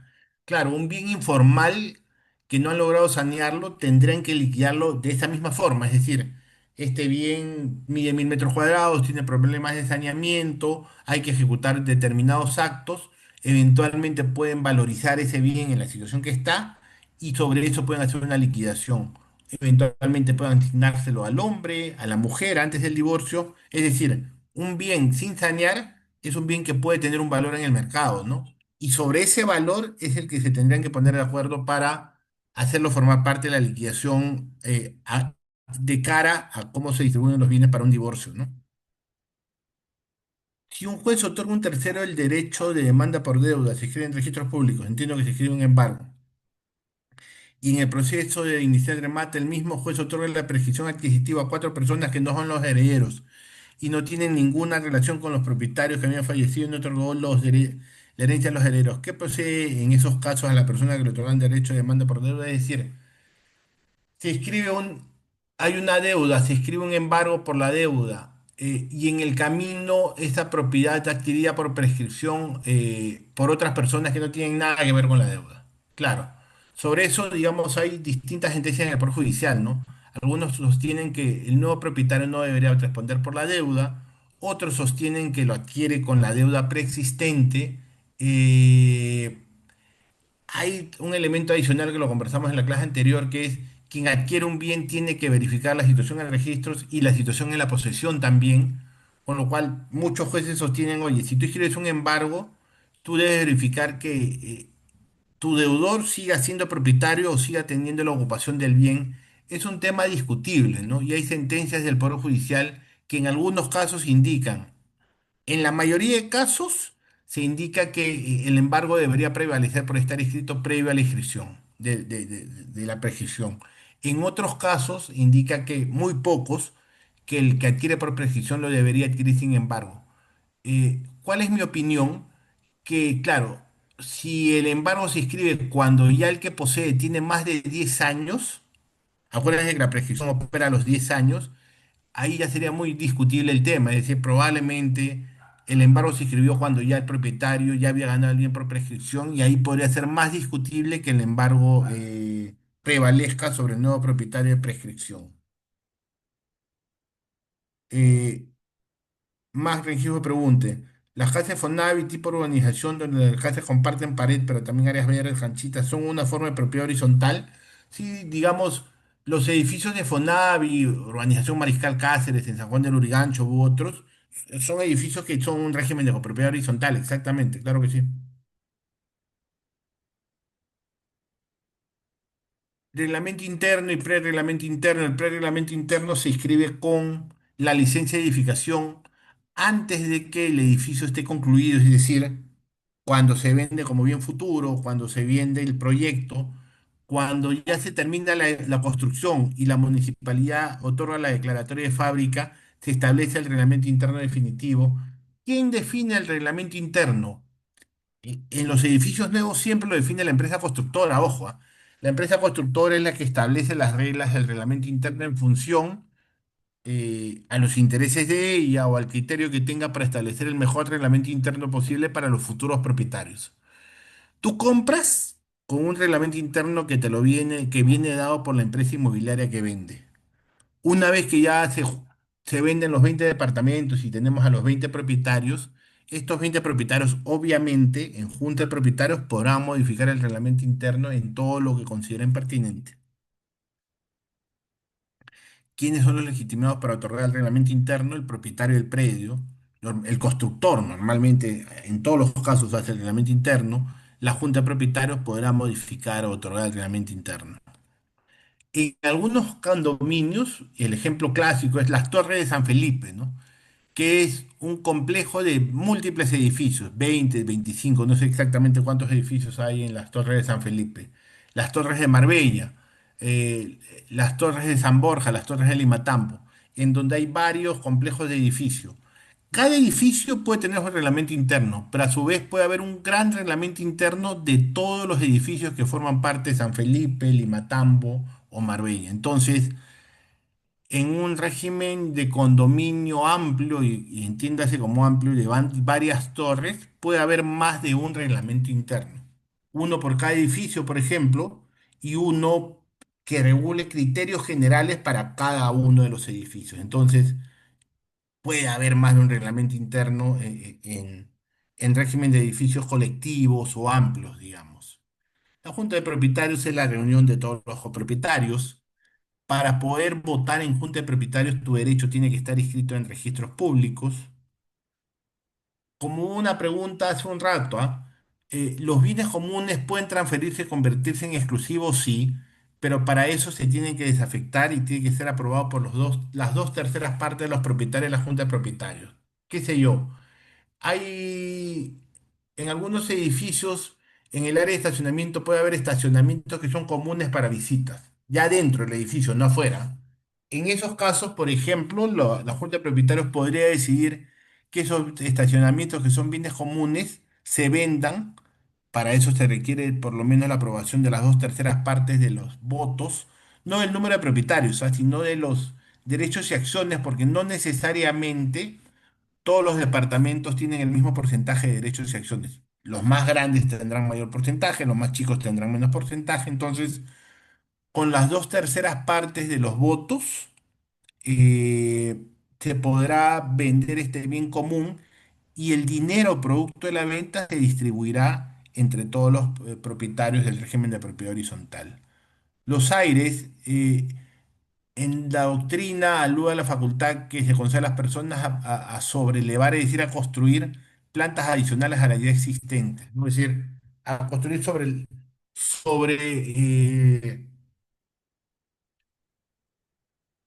el último piso y su proyección hacia la parte superior. Por ejemplo, en el último piso, en algunos edificios se venden departamentos dúplex, ¿no? Entonces, el propietario del quinto piso, a su vez, es propietario del sexto piso, y si urbanísticamente es posible, eventualmente podría construir hacia arriba, siempre y cuando urbanísticamente sea posible y las normas de seguridad y las columnas y la calidad constructiva así lo permita. ¿Cuándo se extingue el régimen de propiedad horizontal? Por destrucción de la edificación. Se cae el edificio. Entonces ya no habrá propiedad horizontal, pues, ¿no?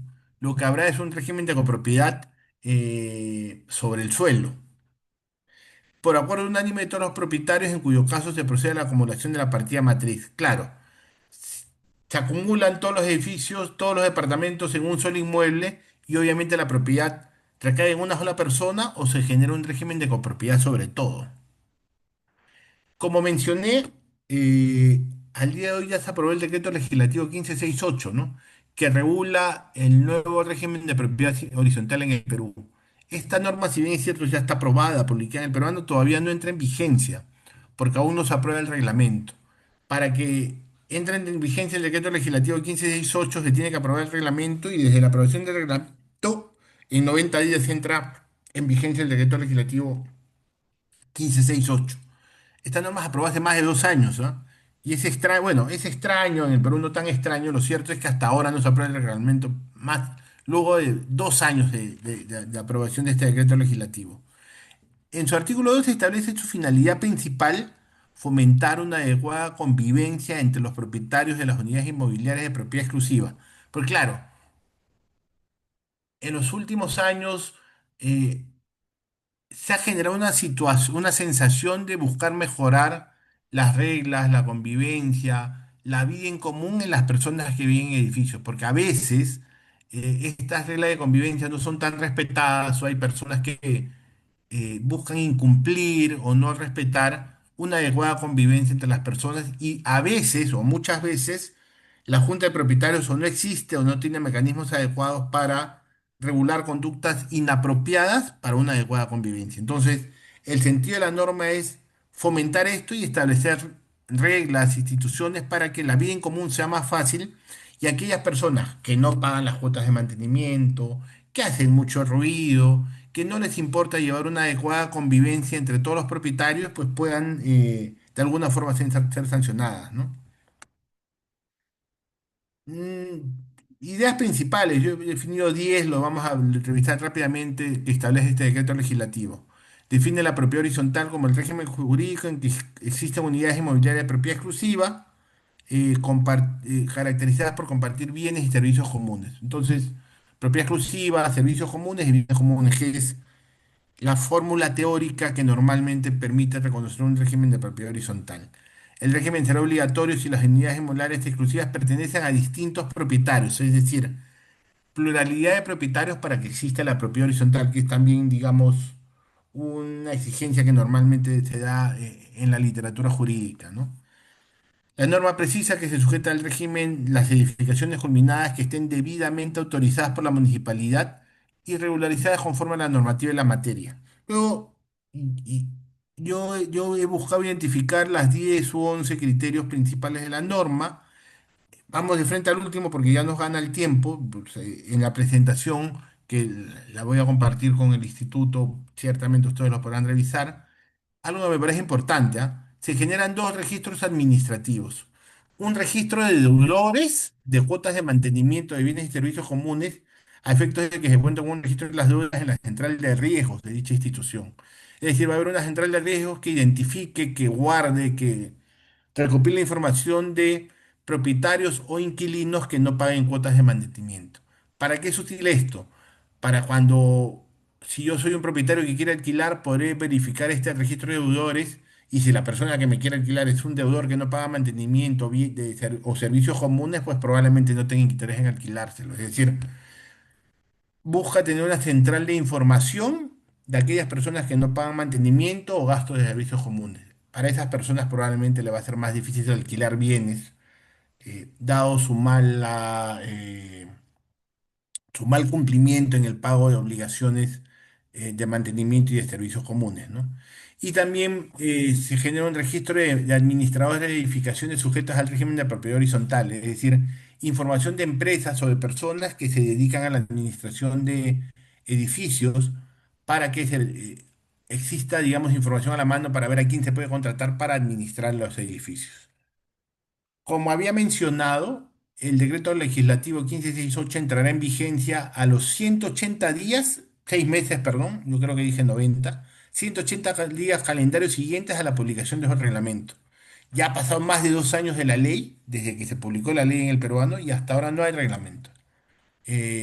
Supuestamente en los próximos meses debería salir, pero no hay reglamento. Mientras no hay reglamento, este decreto legislativo que introduce sobre todo una intención de mejorar las condiciones de convivencia de las personas que viven en edificios, no entrará en vigencia.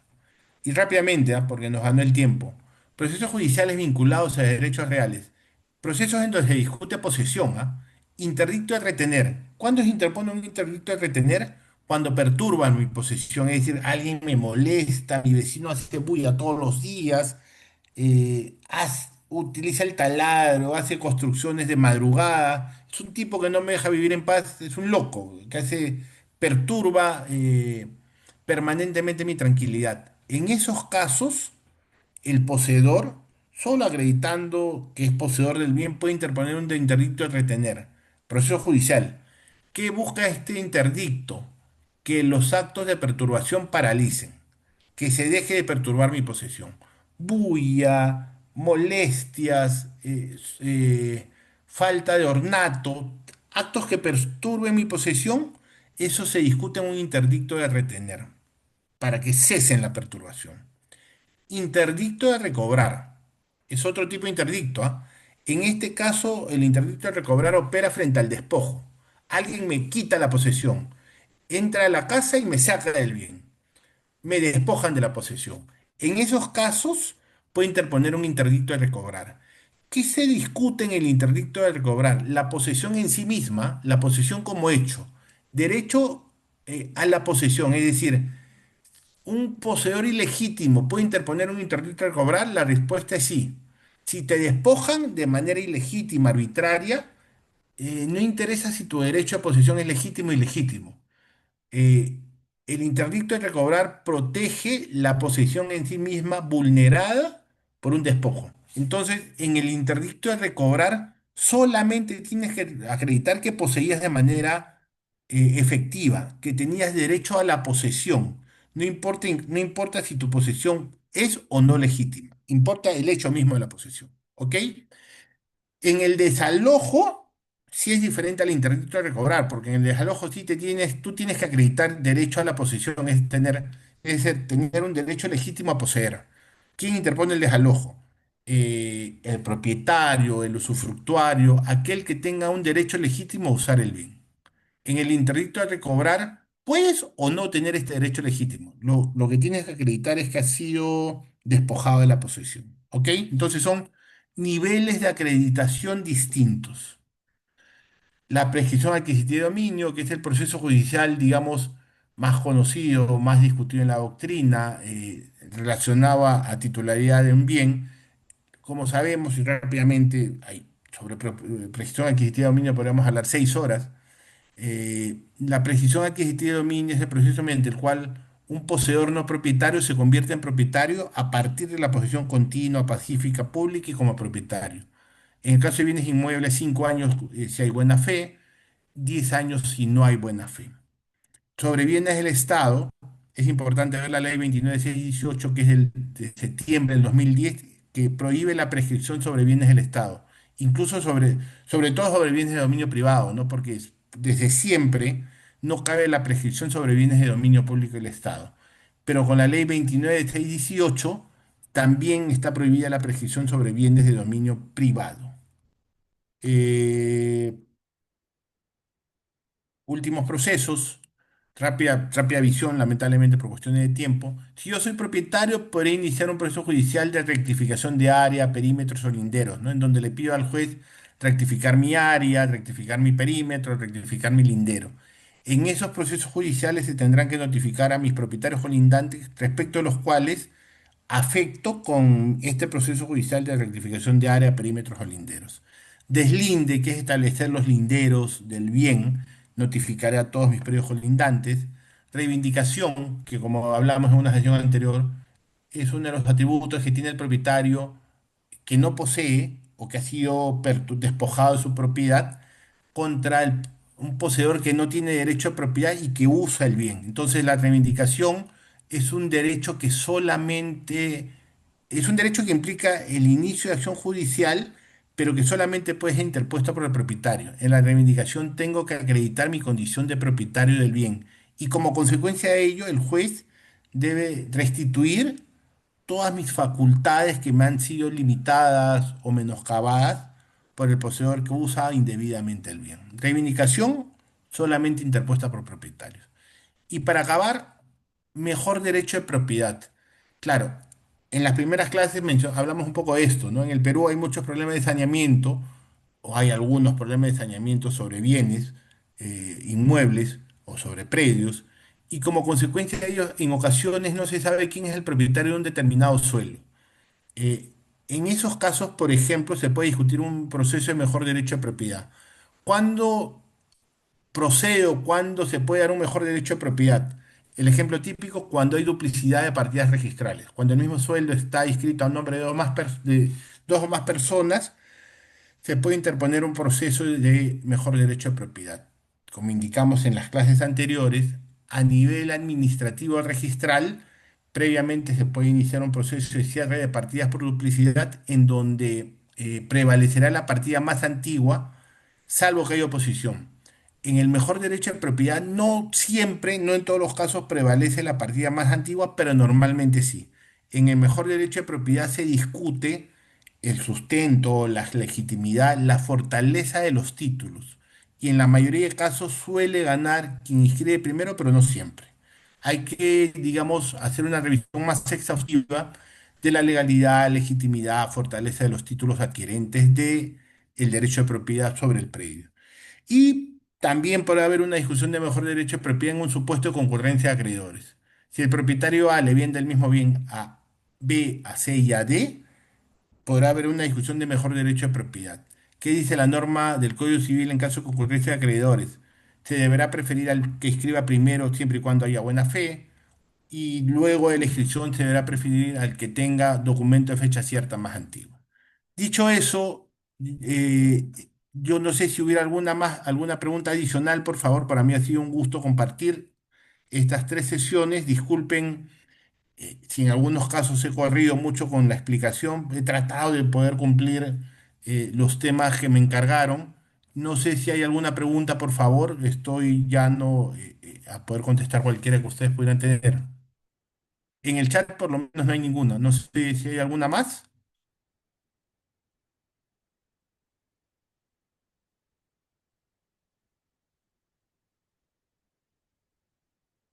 Si no lo hubiera, y siendo ya las 9:32, nuevamente agradezco que se hayan conectado, que tantas personas se hayan conectado en estos días que suelen ser tan complicadas por distintos gestiones, compromisos laborales, familiares, personales.